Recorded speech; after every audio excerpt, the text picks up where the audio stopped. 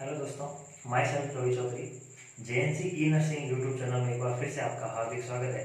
Video के अगली कड़ी में हम एक नया टॉपिक लेकर आए हैं और उस टॉपिक का नाम है बेसल गैंग्लिया। हम वीडियो को अभी कंटिन्यू कर रहे हैं। हमने पढ़ा था, शुरुआत की थी ब्रेन से, ब्रेन के क्लासिफिकेशन से। हमने कहा था ब्रेन में दो जो हमने क्लासिफिकेशन पढ़ा नर्व सिस्टम का, सेंट्रल नर्व सिस्टम और पेरिफेरल नर्व सिस्टम। हमने सेंट्रल नर्व सिस्टम को कंटिन्यू किया, उसमें हमने ब्रेन को स्टार्ट किया, एसेंसिफेरॉन को। एसेंसिफेरॉन के हमने फर्दर 3 पार्ट देखे। हमने कहा था प्रोसेंसिफेरॉन, मेसेंसिफेरॉन और लोबेंसिफेरॉन, फॉर ब्रेन, मिड ब्रेन और हेड ब्रेन। और हमने अगर फॉर ब्रेन के अंदर प्रोसेंसिफेरॉन में फर्दर 2 पार्ट पढ़े थे, टेलेंसिफेरॉन और डायंसिफेरॉन। टेलेंसिफेरॉन का हमने सेरिब्रम कंप्लीट किया था, पहला पार्ट। सेरिब्रम के बाद सेकंड पार्ट की बात करें, basal ganglia, then hippocampus, amygdala, further ये पार्ट थे। उसके बाद फर्दर पार्ट था जो डायंसिफेरॉन, जिसमें थैलेमस और हाइपोथैलेमस थे। हम बात करते हैं बेसल गैंग्लिया की, जो अगला पार्ट है बेसल गैंग्लिया है, इसको बेसल न्यूक्लिया भी कह सकते हैं। उससे पहले हम वर्ड को जानते हैं। एक्चुअली अगर हम बात करें कि बेसल गैंग्लिया जो है, इस गैंग्लिया वर्ड का मीनिंग क्या होता है और इस न्यूक्लिया वर्ड का मीनिंग क्या होता है, तो हम कह सकते हैं कि ग्रुप ऑफ, हम क्या कह सकते हैं, group of cell bodies, group of cell bodies present in, group of cell body present in, कह सकते हैं peripheral nerve system, peripheral nervous system, PNS। Group of cell bodies, हमने कहा था न्यूरॉन्स होता, न्यूरॉन की अगर सेल बॉडी का कुछ गुच्छा या ग्रुप अगर कहाँ प्रेजेंट हो, PNS में प्रेजेंट हो, पेरिफेरल नर्व सिस्टम में अगर प्रेजेंट हो, तो वो क्या कहलाएगा, वो कहलाएगा गैंग्लिया। वो क्या कहलाएगा, गैंग्लिया कहलाएगा। Group of cell bodies present in peripheral nerve system known as ganglia या गैंग्लियन। वहीं अगर हम बात करें group of cell bodies, group of cell body, group of cell bodies present in central nerve system, central nervous system. अगर group of cell bodies कहां present हो, central nerve system में प्रेजेंट हो, और सेंट्रल नर्व सिस्टम में अगर present हो तो वो क्या कहलाएगा, सेंट्रल नर्व सिस्टम शॉर्ट में कह सकते हैं CNS। तो वो क्या कहलाएगा, न्यूक्लियाई कहलाएगी। क्या कहलाएगी, न्यूक्लियाई। और हमें पता है कि बेसल जो न्यूक्लिया गैंग्लिया जो है, ये अगर कहां प्रेजेंट होता है तो हम कह सकते हैं ये कहां प्रेजेंट रहता है, ये ब्रेन में प्रेजेंट रहता है। कहां प्रेजेंट रहता है, ब्रेन में। और हम कह सकते हैं कि जो सेंट्रल नर्व सिस्टम के फर्दर 2 पार्ट देखते हैं, अगर हम एक को हम कहते हैं ब्रेन और दूसरे को हम कहते हैं स्पाइनल कॉर्ड। क्या कहते हैं, स्पाइनल कॉर्ड। ओके, तो ब्रेन और स्पाइनल कॉर्ड दोनों किसके पार्ट है, सेंट्रल नर्व सिस्टम के। और ब्रेन के अंदर कौन प्रेजेंट है, अगर group of cell body present है तो क्या कहलाने चाहिए, न्यूक्लियाई कहलाने चाहिए। क्या कहलाने चाहिए, न्यूक्लियाई। पर इसको एडिशनल भी क्या बोलते हैं, बेसल गैंग्लिया बोलते हैं। लेकिन प्रेजेंट कहां है, ब्रेन में। एक्चुअली अगर गैंग्लिया कहां बोलते हैं, अगर कहां प्रेजेंट हो, पेरिफेरल नर्व सिस्टम प्रेजेंट हो ग्रुप ऑफ सेल बॉडीज, तो कहलाएगा गैंग्लिया।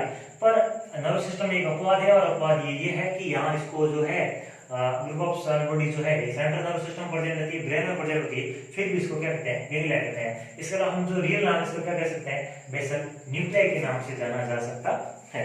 ओके, अगर हम बात करें कि ये कहाँ प्रेजेंट होता है बेसल गैंग्लिया, अगर इसके लोकेशंस की बात करें तो हम कह सकते हैं, हमने वेंट्रिकल्स पढ़े थे पीछे के पार्ट्स के अंदर। ओके, और हम कह सकते हैं कि जो लेटरल जो वेंट्रिकल्स होता है वो अराइज कहां से होता है, जहां से फ्लेक्स सेरेब्रली का एंड होता है, कॉर्पस कैलोसम जो होता है पार्ट है, उसके जस्ट नीचे से हमने पढ़ा कि जो है वो वेंट्रिकल से स्टार्ट हो रहे थे।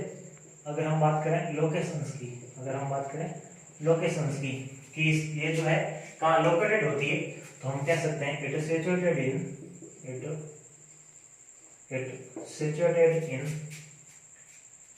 in brain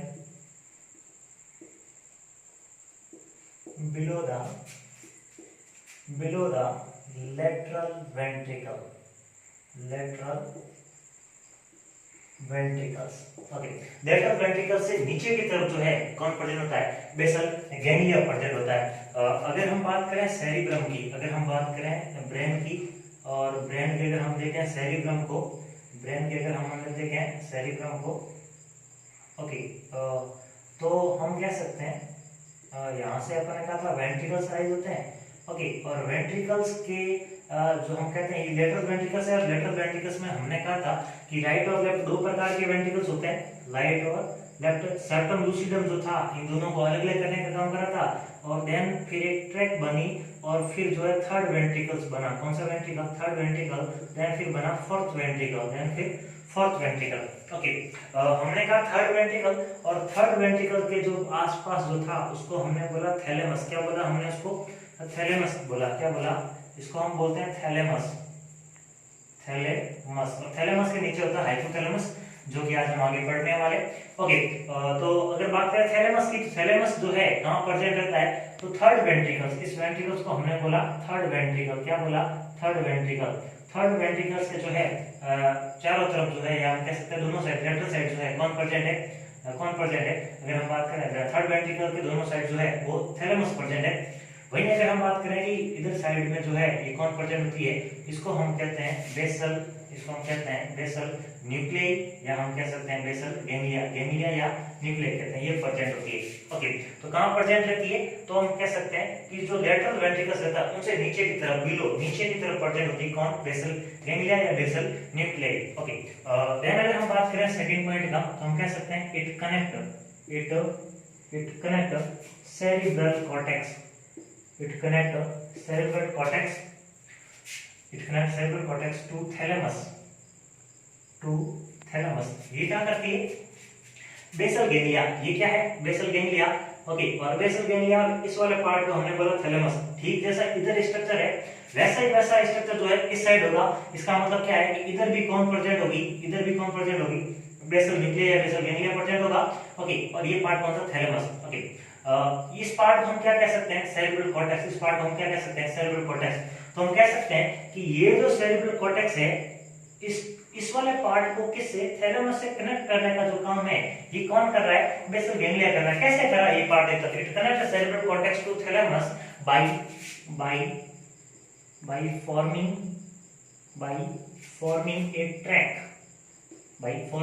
ट्रैक, एक ट्रैक बनाता है। ट्रैक बना के जो है इन सब स्ट्रक्चर को आपस में कनेक्ट करने की कोशिश करता है, और उस ट्रैक को क्या कहते हैं? तो वो ट्रैक जो है वो क्या कहलाती है? तो हम कह सकते हैं वो ट्रैक जो है नाउन एज पिरामिडल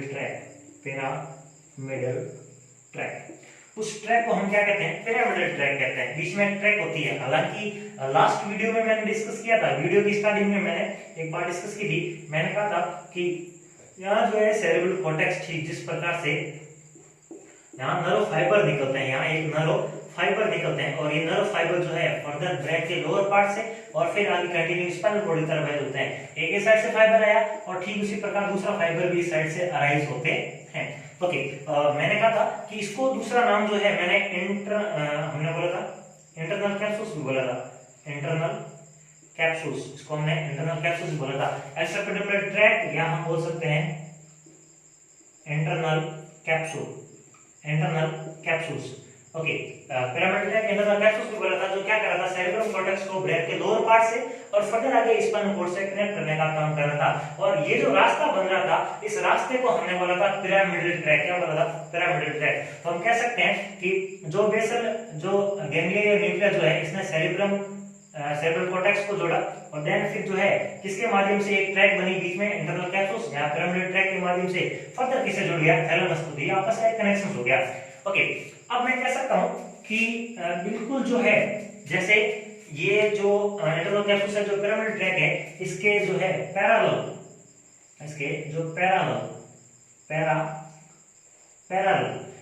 का क्या मतलब? क्या होता है? तो समांतर, मतलब क्या होता है? समांतर। तो ठीक इसके समांतर एक और ट्रैक जाती है, इसके समांतर एक और ट्रैक जाती है, इसके समांतर एक और ट्रैक जाती है। और उस ट्रैक को अगर मैं इसको पिरामिडल ट्रैक बोलूं, तो इसको मैं बोल सकता हूं पिरामिडल साइड, इसलिए ये कहलाएगी एक्स्ट्रा पिरामिडल ट्रैक। क्या कहलाएगी? Extra pyramidal tract. ये ट्रैक कौन सी कहलाएगी?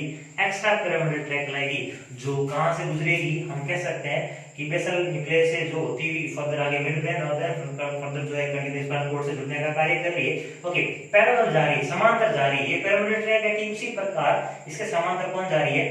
Extra pyramidal track goes parallel to the pyramidal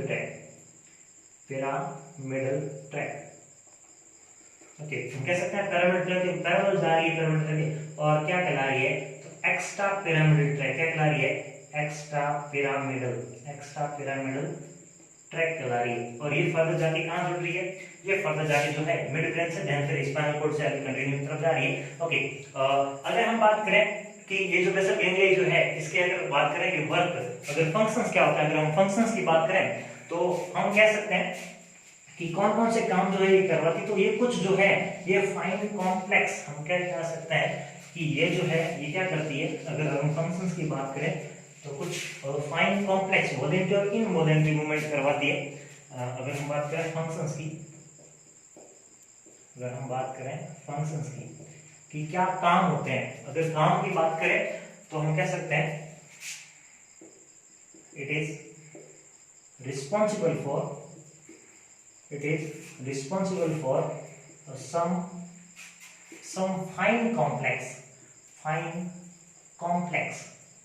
some fine complex voluntary and involuntary ऐच्छिक एवं अनैच्छिक movement of body, movement of body, हमारी बॉडी के कुछ जो है फाइन, कैसे फाइन का मतलब छोटे मूवमेंट, कैसे मूवमेंट, छोटे मूवमेंट। ओके, फाइन का मतलब कैसे मूवमेंट, कुछ छोटे छोटे मूवमेंट जो होते हैं। एक कॉम्प्लेक्स कुछ जो है कैसा मूवमेंट कराती है, वॉलेंट्री एंड इनवॉलेंट्री, ऐच्छिक और अनैच्छिक, कुछ वो मूवमेंट जो हमारी इच्छा से होते हैं और वो मूवमेंट जो हमारी इच्छा के अकॉर्डिंग नहीं चलते हैं, उन मूवमेंट को जो है करवाने का काम कौन करता है, बेसल गैंग्लिया या बेसल न्यूक्लियाई। ओके, आइए जानते हैं कि वो कौन कौन से मूवमेंट है जो ये करवाने का काम करते हैं। अगर हम बात करें एग्जांपल की, अगर हम बात करें एग्जांपल्स की, SSTBH। ओके, क्या क्या होते हैं अभी बात करें तो सबसे पहले हम कह सकते हैं, कहते हैं स्विमिंग, क्या कह सकते हैं हम, स्विमिंग ऑफ हैंड। ये क्या करवाता है, swimming of hand during walking. जब हम चलते हैं तो हमारे हाथ मूवमेंट करते हैं। ओके, और हाथों का ये जो झूमना जो है, हाथों का झूमना कब, जब हम चलते हैं उस दौरान जो मूवमेंट करवाने का अगर काम कौन करता है, अगर पूछे तो कौन करवाता है, बेसल गैंग्लिया करवाता है। दूसरा हम कह सकते हैं soloing, soloing of saliva.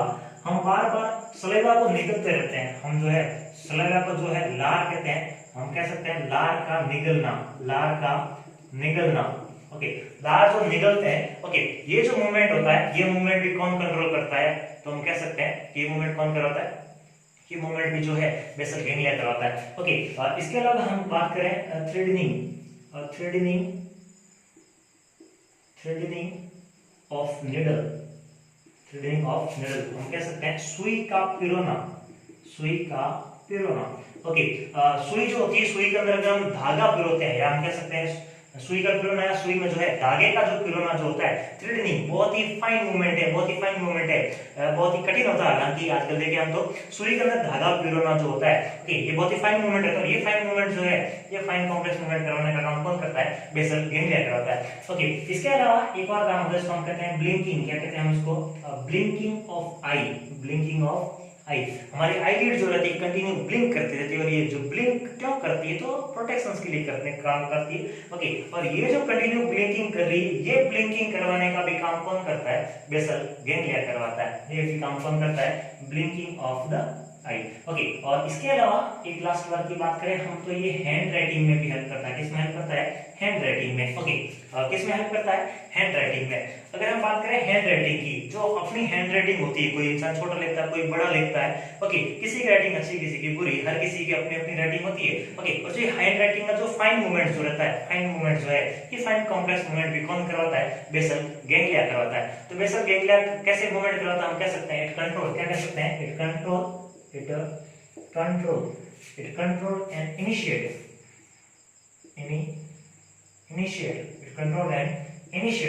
initiate some fine complex voluntary and involuntary movement. क्या करता है ये कंट्रोल भी करता है और इनिशिएट भी करता है, किसके, सम फाइन कॉम्प्लेक्स, कुछ फाइन कॉम्प्लेक्स वोलेंट्री और इनवोलेंट्री मूवमेंट, ऐच्छिक और अनैच्छिक मूवमेंट। जैसे हम कह सकते हैं स्विमिंग ऑफ हैंड, हाथों का चलना, चलने के दौरान जो है हाथों का मूवमेंट करना, सलेवा का निकलना, सुई पिरोना, आई का ब्लिंकिंग करना और हमारा जो लिखना है हैंड राइटिंग जो है ये अच्छे से लिख पाने में जो है कौन हेल्प करता है, बेसल गैंग्लिया हेल्प करता है। इसके अलावा एक एडिशनल चीज है जिसको हम नोट करके लिख सकते हैं। एक एडिशनल चीज क्या है, अगर बात करें एडिशनल चीज क्या है तो हम कह सकते हैं कि जो बेसल गैंग्लिया होता है उसके पास एक एडिशनल चीज रहती है, हम कह सकते हैं it have D2 receptor site. Basal ganglia में जो है एक स्पेशल साइट रहती है और उस साइट का नाम क्या है, D2 रिसेप्टर साइट। या हम कह सकते हैं डोपामाइन रिसेप्टर साइट। क्या कह सकते हैं, dopamine receptor site. Okay, dopamine क्या होता है, तो डोपामाइन एक न्यूरोट्रांसमीटर, डोपामाइन क्या है, न्यूरोट्रांसमीटर है। ओके, डोपामाइन जनरली हम कह सकते हैं किसमें हेल्प करता है, प्लेजर में हेल्प कर सकता है, यूफोरिया जो है प्लेजर में हेल्प करता है। इसके अलावा कुछ मोटर मूवमेंट में भी डोपामाइन जो है हेल्प करता है। और डोपामाइन न्यूरोट्रांसमीटर की रिसेप्टर साइट जो है ये किसके पास होती है, बेसल गैंग्लिया के पास होती है। ओके, डोपामाइन का कंटिन्यूस पाथवे जो रहता है, डोपामाइन की जो रिसेप्टर साइट है हम कह सकते हैं कि बेसल गैंग्लिया के पास होती है। बेसल गैंग्लिया से एक्सट्रापिरामिडल होते द्वारा मिड ब्रेन में जो है सबस्टेंशिया नाइग्रा, अगर आप सुना होगा आप लोगों ने, तो सबस्टेंशिया नाइग्रा जो रहता है ये डोपामाइन को प्रोडक्शन करने का काम करता है। ओके, और अगर हम बात करें कि या तो बेसल गैंग्लिया और या फिर मिड ब्रेन के अंदर एक साइट रहती है जिसको हम कहते हैं सबस्टेंशिया नाइग्रा।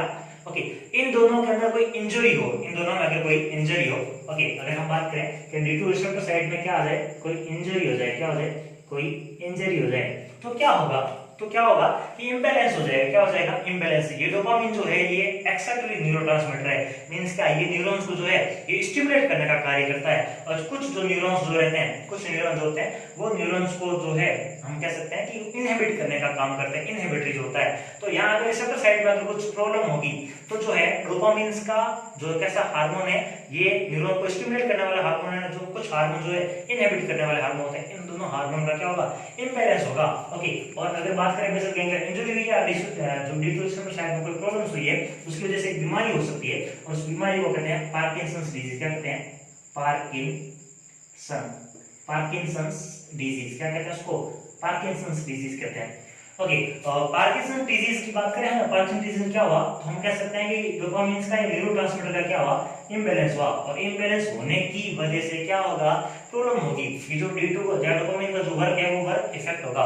ओके, हम कह सकते हैं कि अगर हैंड राइटिंग है, क्या करता है बेसल गैंग्लिया, हैंड राइटिंग जो है लिखने में सहायता करता है। ओके, अगर अफेक्ट होगा तो हम कह सकते हैं हैंड राइटिंग सही से नहीं लिखी जाएगी, तो हम कह सकते हैं माइक्रोग्राफिया। क्या कह सकते हैं इसको, माइक्रोग्राफिया।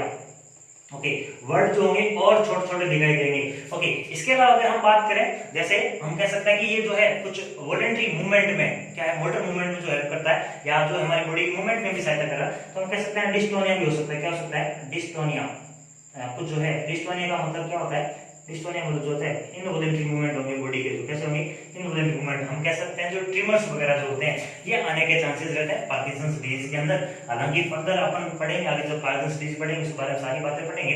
ओके, पर हम समझ सकते हैं कि जब नॉर्मली जब बेसल गैंग्लिया में जो है अगर इंजरी हुई है तो अफेक्ट होगी, क्योंकि बेसल गैंग्लिया में जो है एक स्पेशल साइट होती है, साइट का नाम है D2 receptor site, dopamine receptor site. और अगर वो इफेक्ट होगी तो डोपामाइन के लेवल में गड़बड़ी होगी, अगर उस लेवल में गड़बड़ी होगी डोपामाइन का लेवल जो है वो डिक्रीज होगा, तो हम कह सकते हैं उसको पार्किंसंस डिजीज। क्या कहते हैं उसको, पार्किंसंस डिजीज।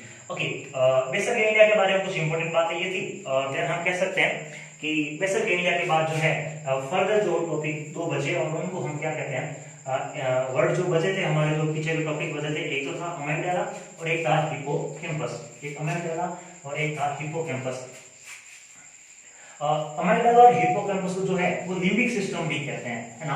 क्या कहते हैं, लिम्बिक सिस्टम। लिम्बिक सिस्टम का मतलब क्या, इमोशनल ब्रेन कहते हैं इसको। क्यों, क्योंकि ये सारे इमोशंस जो होते हैं ये उन्हीं को कंट्रोल करने का कार्य जो करता है वो कौन करता है, लिम्बिक सिस्टम करता है। कौन करता है, लिम्बिक सिस्टम।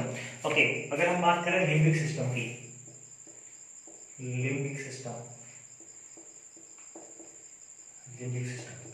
हम बात करें सबसे पहले लिम्बिक सिस्टम के लोकेशंस की, सब बात करते हैं लिम्बिक सिस्टम के लोकेशंस की, तो हम कह सकते हैं it located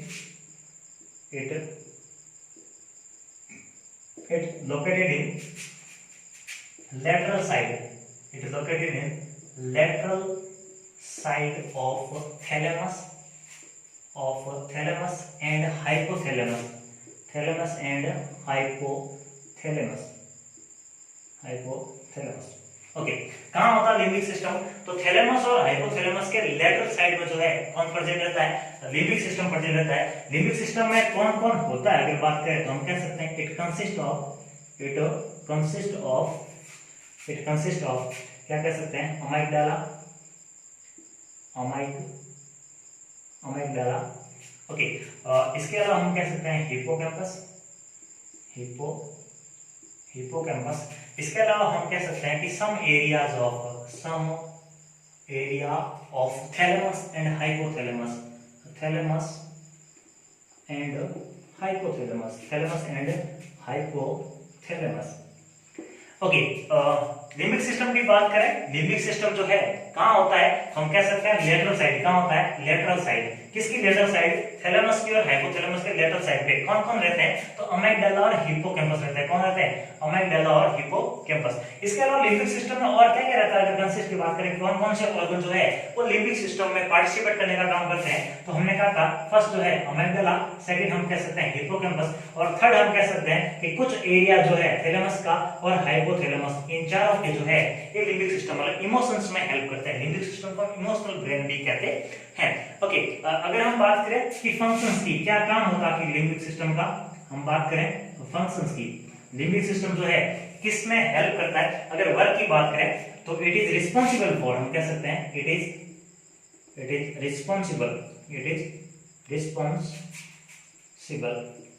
responsible for emotions,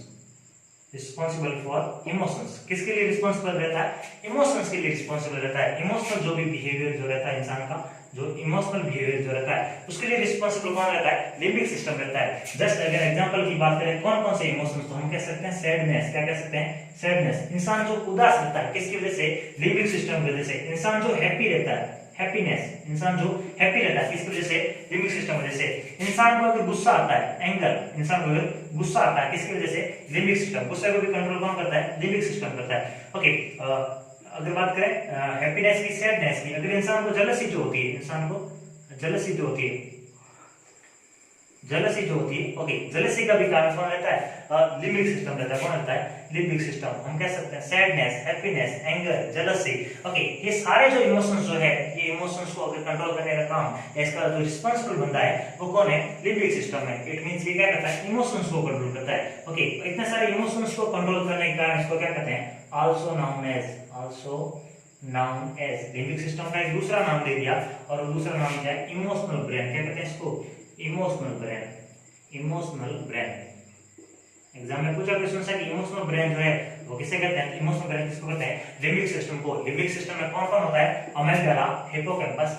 okay, इसके अलावा कुछ एरिया जो रहते हैं किसके रहते हैं? थैलेमस के और हाइपोथैलेमस के।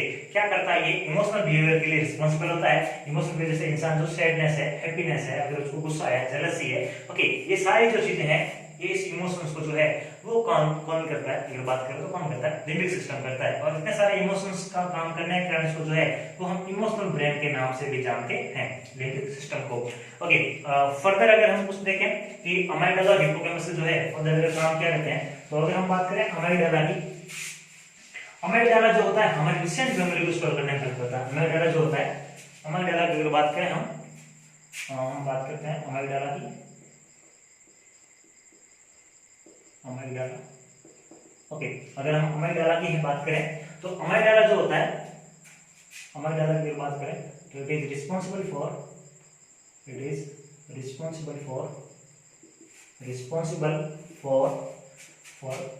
Store recent memories, recent memory and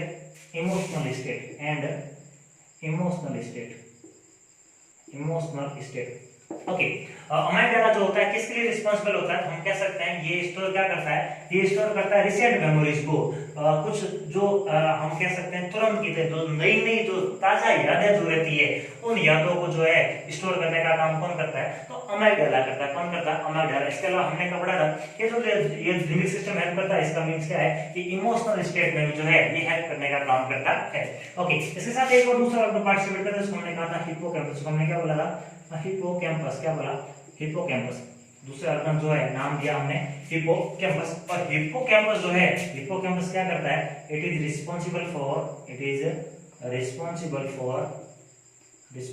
for ये जो है किसके लिए रिस्पांसिबल रहता है, अगर हम बात करें तो ये जो होता है, ये क्या करता है, इट कन्वर्ट, क्या करता है, ये क्या करता है, कन्वर्ट शॉर्ट टर्म मेमोरी, क्या करता है, शॉर्ट टर्म मेमोरीज, क्या करता है, ये शॉर्ट टर्म मेमोरी को किसमें कन्वर्ट करता है, तो हम कह सकते हैं किसमें कन्वर्ट करता है, ये लॉन्ग टर्म मेमोरी में। किसमें करता है, लॉन्ग टर्म मेमोरी में। अपनी कोई छोटी सी बात है जो अपने बहुत लंबे समय तक अगर याद रहती है, और वो अगर याद रहने में अगर कौन सहायता करता है, तो वो उसको याद रखने में हिप्पोकैम्पस सहायता करता है। कौन करता है, हिप्पोकैम्पस। तो क्या करता है, ये कन्वर्ट कर देता है, क्या करता है, कन्वर्ट करता है हमारे जो शॉर्ट टर्म, जो कम समय की अवधि में जो मेमोरी जो रहती है, उनको लंबे समय तक जो है वो याददाश्त रखने का काम जो है कौन करता है, हिप्पोकैम्पस करता है। कौन करता है, हिप्पोकैम्पस। ओके, अगर मैं कहूं कि इस हिप्पोकैम्पस में क्या हो जाए, इंजरी हो जाए, क्या हो जाए, इंजरी, अगर इसमें चोट लग जाए, ओके, तो चोट लगेगी तो क्या होगा, ये सिंपल सी बात है, छोटे जो मेमोरी, जो रिसेंट जो मेमोरी होगी, उनको लंबे टाइम तक याद नहीं रख पाएगा। इट मींस बाद में भूल जाएगा, बाद में क्या हो जाएगा, भूल जाएगा। ओके, और भूलने को हम क्या कह सकते हैं, भूलने को हम कह सकते हैं डिमेंशिया, क्या कह सकते हैं, फॉरगेट हो जाएगा। ओके, तो इसकी वजह से एक बीमारी होती है, उस बीमारी क्या कहते हैं, अल्जाइमर डिजीज, क्या कहते हैं, अल्जाइमर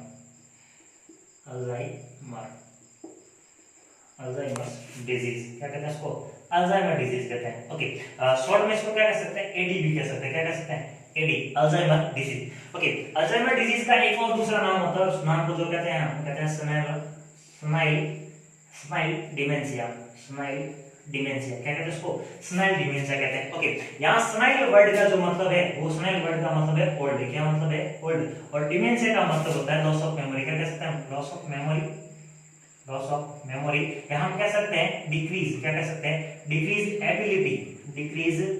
एबिलिटी टू थिंक, सोचने की क्षमता जो है वो थोड़ी क्या हो जाती है, कम हो जाती है। कब, ओल्ड एज में। ओल्ड एज के जो आदमी जो रहते हैं, उन लोगों में क्या हो जाती है, सोचने की क्षमता धीरे धीरे जो है कम हो जाती है, मेमोरी जो है, याद रखने की कैपेसिटी धीरे धीरे कम होती है। ये बूढ़े लोगों में ज्यादा होती है, इसलिए इसका नाम क्या है, सेनाइल डिमेंशिया, क्या कहते हैं इसको, सेनाइल डिमेंशिया कहते हैं। ओके, एक्चुअली इस बीमारी का नाम क्या है, अल्जाइमर डिजीज, क्या नाम है, अल्जाइमर डिजीज। और हम कह सकते हैं अल्जाइमर डिजीज में क्या होता है कि इंसान जो है अपनी पुरानी बातें भूल जाता है, जो है मेमोरी स्ट्रॉन्ग नहीं रहती, इसकी मेमोरी जो है वीक रहती है। ओके, और ये कब हम कह सकते हैं कि हिप्पोकैम्पस का जो काम है क्या रहता है, कि जो है शॉर्ट टर्म मेमोरी को जो है वो लॉन्ग टर्म में रखता है, क्या रखता है, लॉन्ग टर्म में। ओके, और ऐसा हो नहीं पता कि बीमारी हो जाए, सिंपल सी बात है, जो छोटी जो शॉर्ट मेमोरी जो रहती है वो लंबे टाइम तक याद नहीं रख पाएगा, और उस बीमारी को हमने क्या बोला, अल्जाइमर डिजीज, क्या बोला, अल्जाइमर डिजीज। इसका दूसरा नाम, अनदर नेम की बात करें तो अनदर जो नेम है, उस अनदर नेम की अगर बात करें तो अनदर नेम क्या था, स्नाइल डिमेंशिया। स्नाइल का वर्ड का मतलब है ओल्ड, और डिमेंशिया वर्ड का मतलब होता है डिक्रीज एबिलिटी टू थिंक, या हम कह सकते हैं लॉस ऑफ मेमोरी। ये वक्त के साथ जो है वो पुरानी मेमोरी या पुरानी बातों को याद नहीं रख पाना। ओके, तो ये बातें तो कुछ थी लिम्बिक सिस्टम की, और इस प्रकार हम जो है पूरा कर चुके हैं टेलेंसीफेलॉन। हमने कहा था प्रोसेंसीफेलॉन, फॉर ब्रेन या प्रोसेंसीफेलॉन की अगर बात करें तो फॉर ब्रेन के अंदर हमने कहा था सबसे पहले हमें पता था सेरिब्रम, और सेरिब्रम की आउटर कवरिंग को हमने बोला था सेरिब्रल कॉर्टेक्स। देन हमने आज पढ़ा बेसल गैंग्लिया, उसके बाद हिप्पोकैम्पस, देन अमाइगडाला। ओके, हमने लिम्बिक सिस्टम के रूप में बोला, और ये कुछ पार्ट थे टेलेंसीफेलॉन के। ओके, नाउ हम बात करते हैं डायंसीफेलॉन की। नाउ हम बात करते हैं डायंसीफेलॉन की।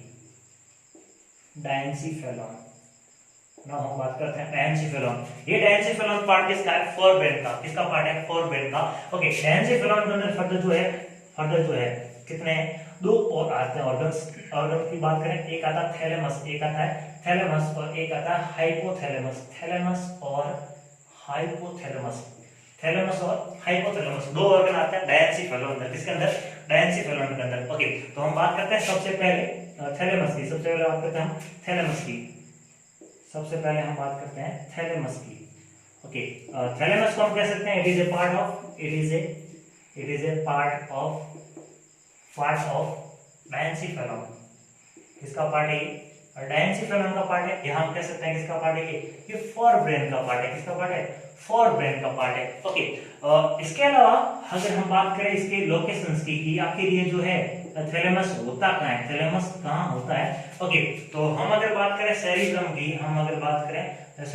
तो बीच में हमने कहा था फ्लैक्स सेरिबरी होती है, और दो हेमिस्फीयर जो है रहते हैं, ओके, इसके बाद हमने कहा था कि बीच में जो है इसमें लेटरल वेंट्रिकल्स रहते हैं और लेटरल वेंट्रिकल्स को बीच में से अलग करने का काम सेप्टम लूसिडम करता है। ओके, देन फिर जो है एक वो जिसको हमने बोला फोरामिना मोनरो, ओके, वो क्या करता है थर्ड वेंट्रिकल से कनेक्ट करने का काम करता है। और ये जो थर्ड वेंट्रिकल आगे कंटिन्यू फोर्थ वेंट्रिकल्स पर, अभी हम थर्ड वेंट्रिकल पे रुकेंगे। ओके, क्योंकि हमारे लिए इंपॉर्टेंट थर्ड वेंट्रिकल्स है। ओके, बात करें इस वेंट्रिकल को हम कहते हैं थर्ड वेंट्रिकल। क्या कहते हैं? Third ventricle. और थर्ड वेंट्रिकल की जो ये जो दीवारें हैं इसको हम कह सकते हैं लेटरल वॉल। क्या कह सकते हैं? Lateral side. क्या कह सकते हैं? Lateral side. ओके, तो हम कह सकते हैं कि लोकेशन जो है it is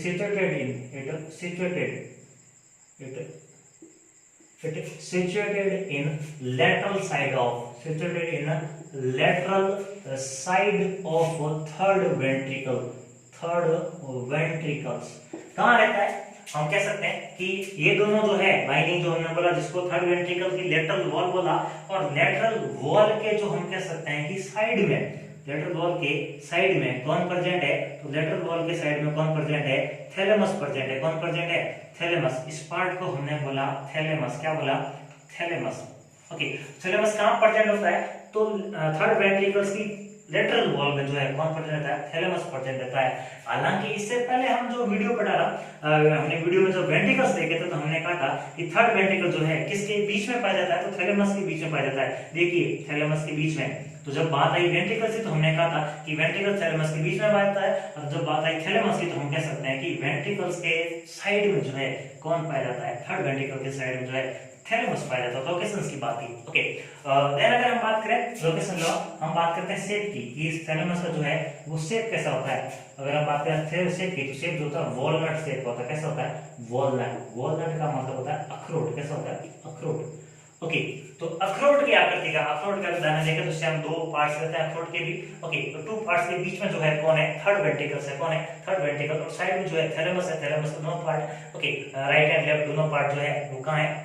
thalamus sorry third ventricles के जो लेटरल साइड में प्रेजेंट रहते हैं। अगर आकार की बात करें, अगर शेप की बात करें, शेप कैसा होता है? वॉलनट शेप का होता है। किसका? थैलेमस का। ओके, इसके अलावा एक इंपॉर्टेंट बात इसके अंदर है कि it is largest part of encephalon. अगर आपसे पूछे कि एनसीफेलम का सबसे लार्जेस्ट पार्ट कौन सा है? एनसीफेलम लार्जेस्ट पार्ट ऑफ एनसीफेलम। ओके, एनसीफेलम का अगर सबसे लार्जेस्ट पार्ट की बात करें तो लार्जेस्ट पार्ट जो है वो कौन है? थैलेमस है, क्योंकि हाइपोथैलेमस जो है थैलेमस से थोड़ा छोटा रहता है। ओके, इसके अलावा अगर हम बात करें वर्क की, या बात करें हम फंक्शंस की, तो क्या काम होते हैं थैलेमस के? अगर हम बात करें थैलेमस के काम की तो हम कह सकते हैं कि जो थैलेमस जो रहता है ये क्या करता है, या इसके अलावा हम दूसरा नाम कह सकते हैं कि आल्सो नाउन एज थैलेमस का एक और दूसरा नाम है। तो आप इंपॉर्टेंट और कई बार एग्जाम पूछा गया है, वो नाम जो है वो नाम है रिले सेंटर। क्या कहते हैं इसको? रिले सेंटर कहते हैं। थैलेमस का एक दूसरा नाम है और वो दूसरा नाम क्या है? Relay centre. रिले सेंटर के नाम से भी जाना जाता है किसको? थैलेमस को। ओके, एग्जाम में कई बार गलती हम हाइपोथैलेमस क्लियर कर देते हैं, एक्चुअली थैलेमस जो है वो रिले सेंटर कहते हैं। रिले क्यों कहते हैं? हमने कहा था इंफॉर्मेशन रिलीज करता है। अगर वर्क की बात करें तो हम कह सकते हैं, वर्क की बात करें तो इट इज रिस्पांसिबल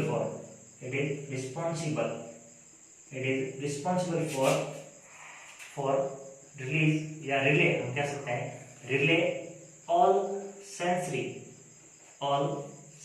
इंफॉर्मेशंस। ये क्या करता है? रिले करता है सारी सेंसरी इंफॉर्मेशंस को, और फिर क्या करता है? And distribute. क्या करता है? डिस्ट्रीब्यूट क्या करता है? डिस्ट्रीब्यूट का मतलब आगे डिस्ट्रीब्यूट करेगा, पहले रिसीव करेगा, रिसीव करके फिर फर्दर क्या कर देगा? डिस्ट्रीब्यूट करेगा। क्या करेगा? डिस्ट्रीब्यूट देयर हम कह सकते हैं कॉन्कर्ड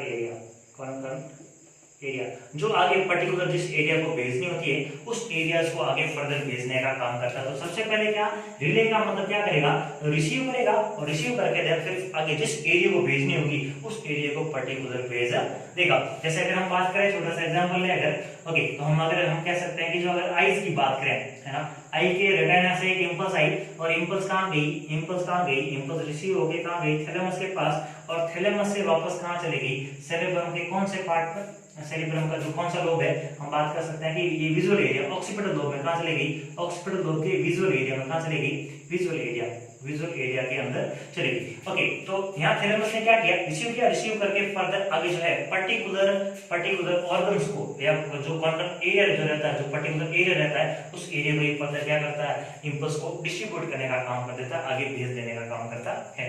ओके, एक इंपल्स को नहीं भेजता, उसको हम कहते हैं एक्सेप्ट। क्या कहते हैं, एक्सेप्ट। एक जो है सेंसरी इंफॉर्मेशन नहीं भेजता, और वो सेंसरी जो है हम कह सकते हैं स्मेल, जो है स्मेल। ओके, या हम कह सकते हैं ऑल्फैक्शन। क्या कह सकते हैं, ऑल्फैक्शन क्या कह सकते हैं, ऑल्फैक्शंस। ओके, ये जो ऑल्फैक्टरी एरिया तक आगे कहां जाती है, कंटिन्यू ऑल्फैक्टरी एरिया तक जाती, कहां जाती है, ऑल्फैक्टरी एरिया कहां पर होता है, टेम्पोरल लोब पर होता है। ये हमने लास्ट लेक्चर में पढ़ा था कि सेरेब्रम के कौन से एरिया का कौन सा काम होता है।